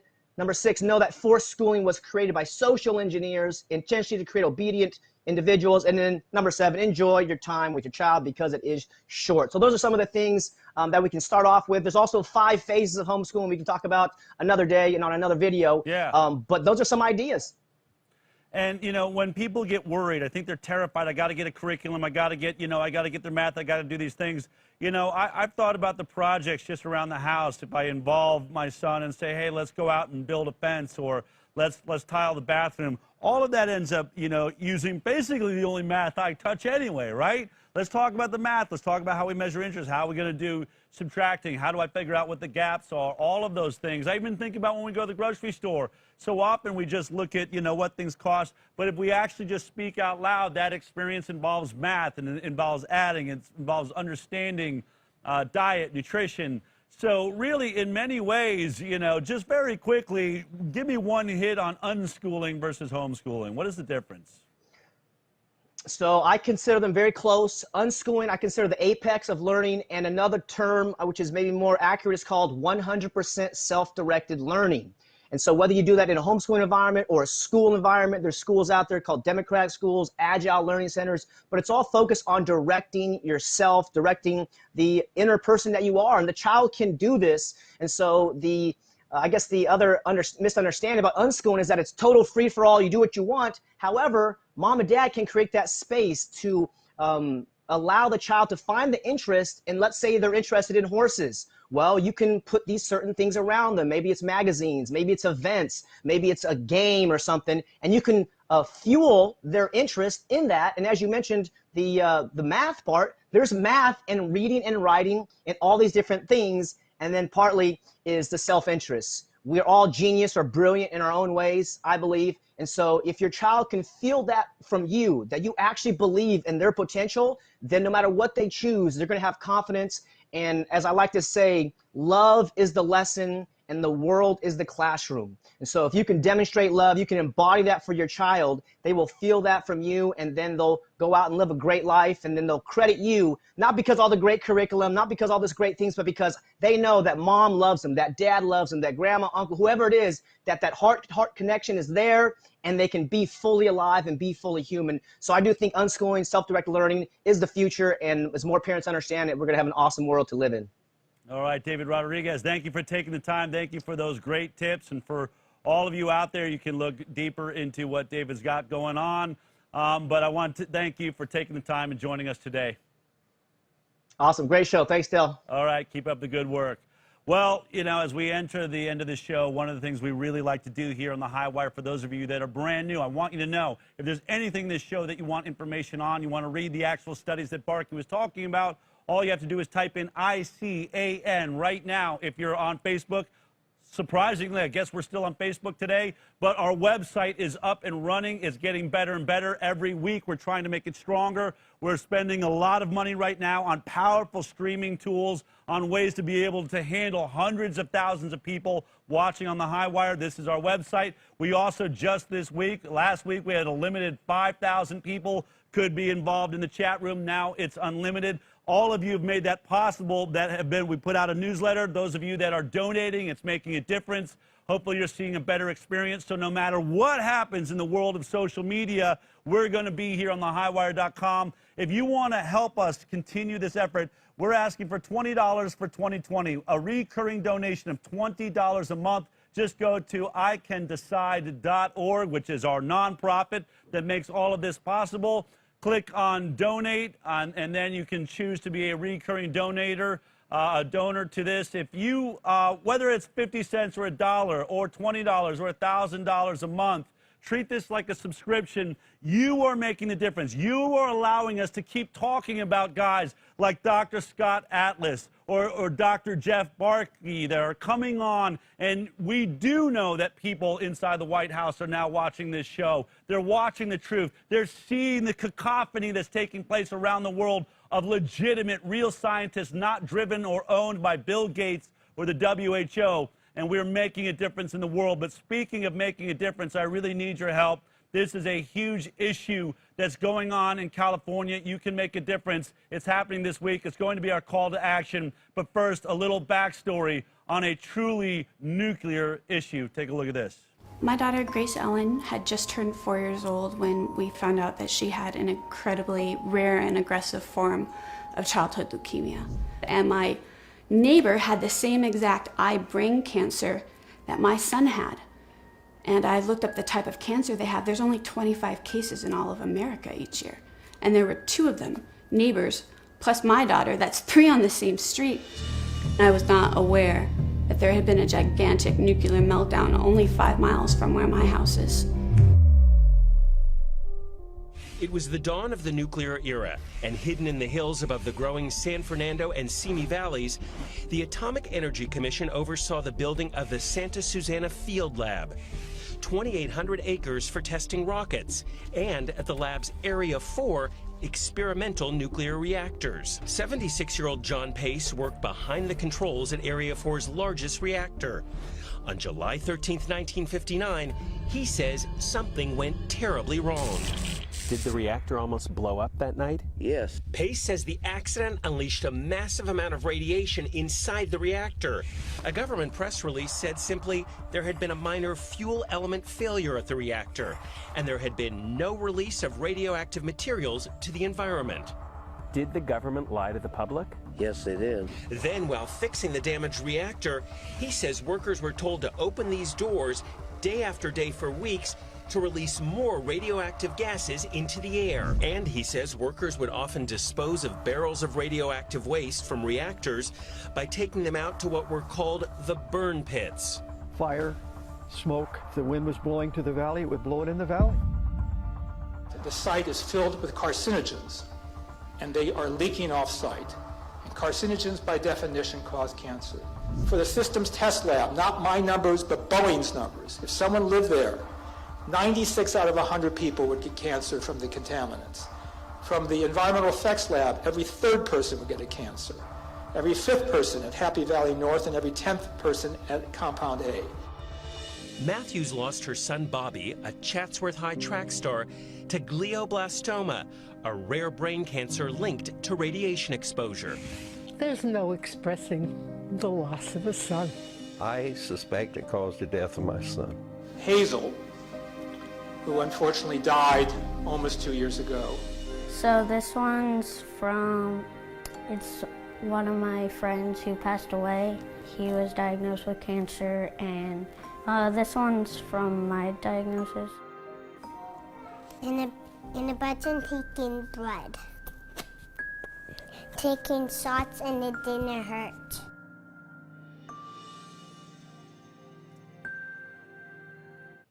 An absolutely astonishing story. It seems like some other era, but it's actually a critical discussion taking place this week in California. In fact, this was just over the hill from where I was living in Malibu when I was in California.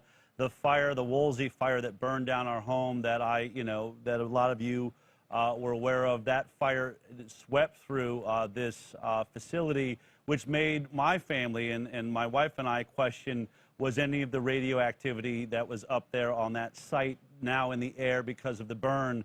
But to get to the call to action and why this is so important this week, I'm joined by Professor Dan Hirsch, who's got some important information for us. Dan, what's going on this week, and why is this old story of a virtual nuclear meltdown now really critically important this week in California? The federal government, which contaminated much of the site, committed in 2010 in legally binding agreements to clean up the entire site by 2017, all the contamination. And we're in 2020 and the soil cleanup hasn't even begun. Wow. Tomorrow, the federal government is proposing to list the entire contaminated nuclear site and rocket testing site as on the historic registry, and then to claim that the entire contaminated soil should be considered a Native American artifact and exempt from cleanup. What? It's just an audacious effort to break out of a cleanup agreement. Understand, this site is on a hill, and every time the wind blows and the rain comes, that contamination wants to go off the hill to the people who live nearby. And if you don't clean it up, people will continue to get cancers, leukemias, genetic effects, birth defects, and so on. And so there's this audacious proposal to declare one of the most contaminated sites in the United States a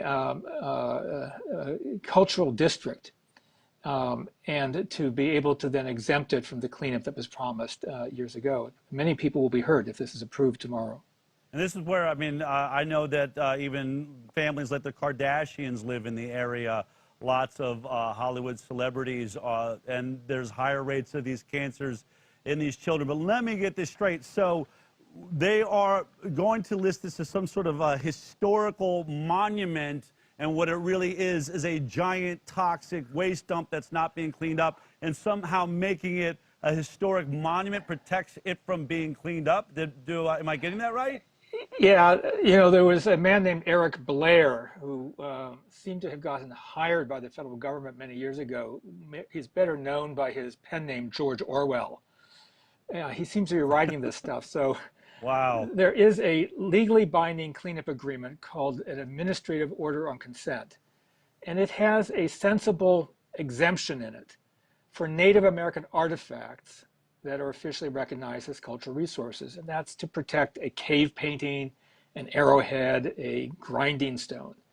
So what the federal government says it wants to do, and has said this in writing, is to declare the entire site to be an artifact and exempt under that exemption. Look at that. Look at Look, those the exemption pictures. makes a lot of just sense. like the Native Americans left it, right?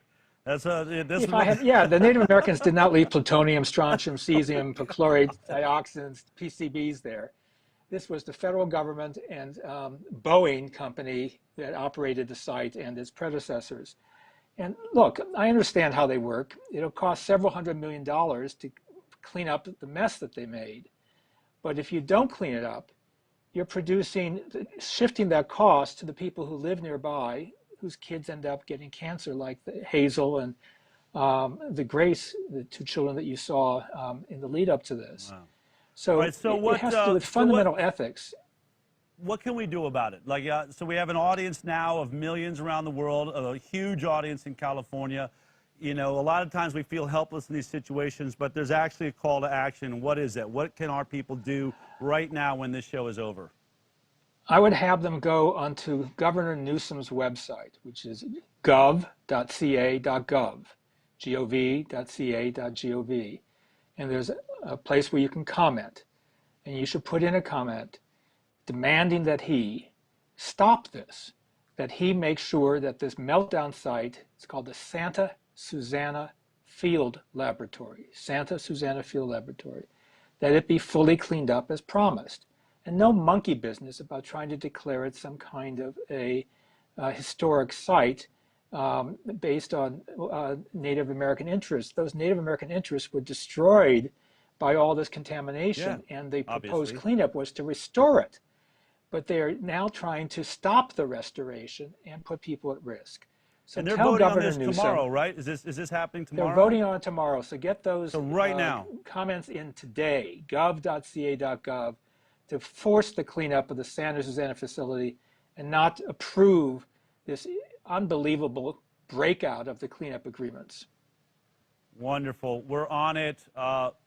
You know, and there's a Zoom. Is there some sort of Zoom that we can get involved in? Register to speak via Zoom at the hearing Friday, August 14th. Yes. Go to HTTPS. You see the site there. Remember, all you have to do right now is type in ICAN in your comments, or if you are watching on our website or YouTube, well, not YouTube, but I'm so used to saying that, other places that haven't censored us yet, all you have to do is text us at 33222 and type in ICAN, I-C-A-N, and we'll make sure that you have that website so that you can sign up to give your own testimony in that Zoom call. You know, Professor Hirsch, this is such an important issue. Real children, when we talk about going back to school, we want healthy children. I want to thank you for bringing this to our attention. Thank you. And people can click that link and make comments during the hearing tomorrow. The main thing is that we have to fight back against this. When you as an individual do something wrong, when you contaminate something, mess something up, break something, you fix it. And here it is the federal government and a very large corporation that by sloppy practices place large numbers of people at risk and then promise to clean it up. And now are breaking that promise. So anything people can do to help to get those promises kept would be very, very useful. There, you know, we're on it, and thank you for bringing it to our attention. Take care. Thank you, Professor Hirsch. All right. Bye-bye. Well, do something, right? The High Wire is not here for a bunch of couch potatoes watching around the world. We want you to get active. We want you to get involved. We want you to wake up. We want you to start critically thinking. We want you to be aware of where all of this is leading. It doesn't take a rocket scientist. I shouldn't be the only one here saying, I told you so all the time. But perhaps one of the biggest, most scary I told you so's is coming up, because I think one of the most shocking statements in news this week took place on Fox. Listen to this. Fox News medical correspondent Mark Siegel joins us tonight. Here's one other thing we have to do, sadly. No hugs, please. Now, if you look at this pin, Tucker, you'll see this pin looks like something you might remember. No smoking, please. Let's give our kids all of these pins. No hugs, please. Sadly. But I'm going to say this. With this pin or shirts, no hugs, please, guess what's going to happen? We're going to get 26 candidates for a vaccine coming out into clinical trials right now. Vaccines are going to emerge.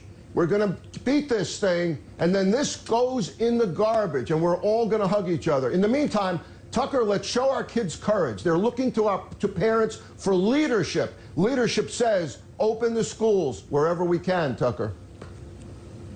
I don't know if I can go there. I'm a hugger. I mean, outrageous statement, right? And it's just, now what was it he said? Can we go back to what, that's Dr. Mark Siegel. Can we take a look at, he holds this thing up. This is what he said. You'll see this pin looks like something you might remember. No smoking, please. No, it's not. That's not it. It's not reminding me of the no smoking signal I see, symbol I see like in an airplane bathroom. And I'm trying to think. It's not reminding me of like the little smiley face stickers I see my daughter putting on her notebooks or lunchbox. There's something else. There's something what? Hold on a second. We got a tweet. Show them a tweet. Ah, there it is. That's what it's reminding me of. Carrie Kellerman, no, Dr. Siegel, no yellow badges on children for any reason. I am there with you. Can you believe this?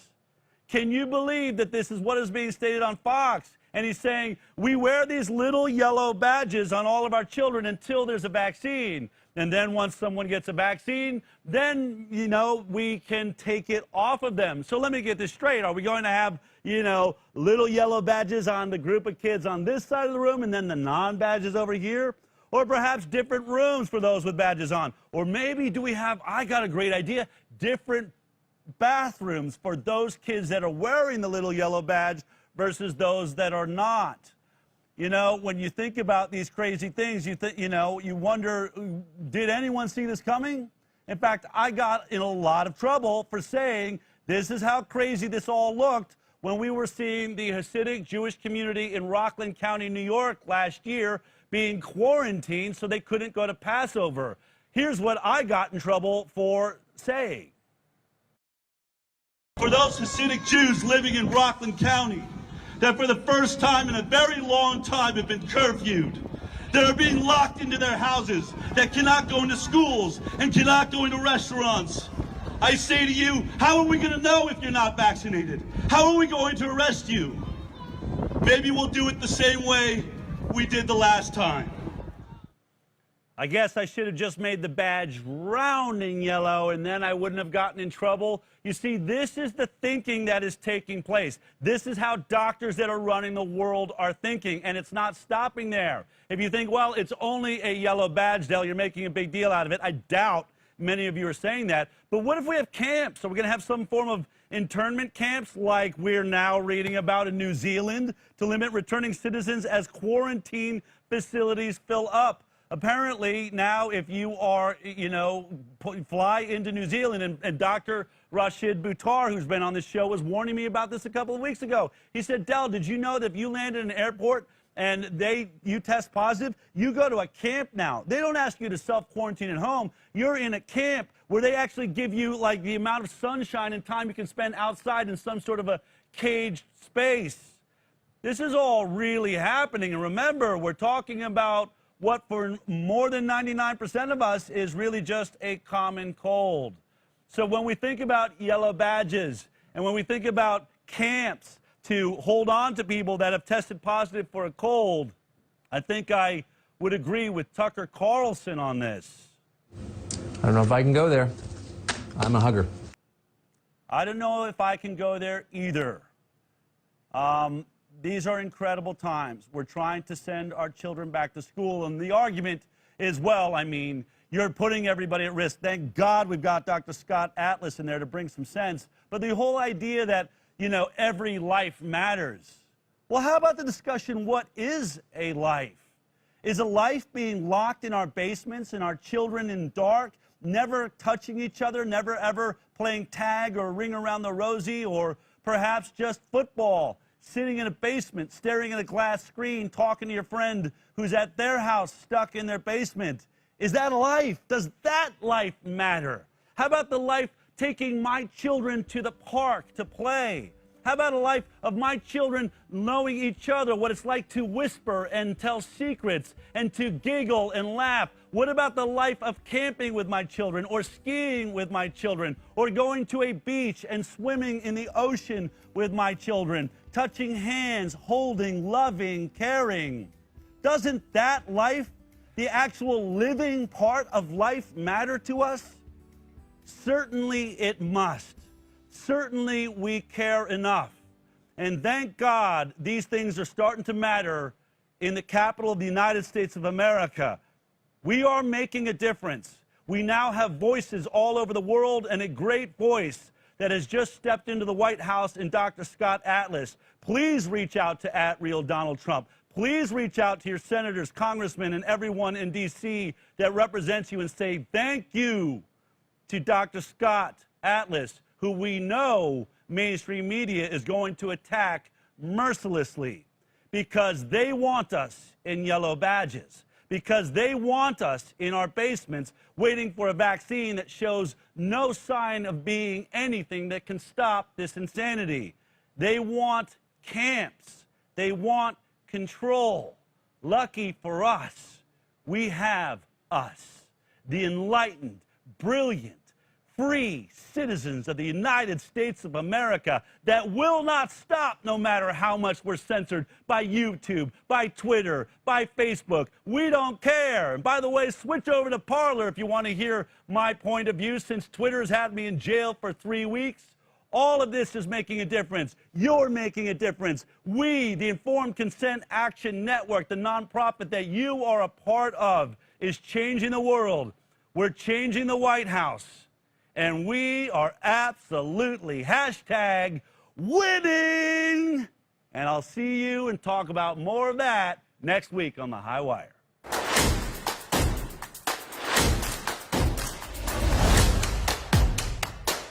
Thanks for watching.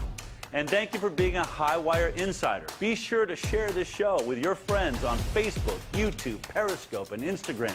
Because knowledge is power. Power is freedom. And we need all we can get.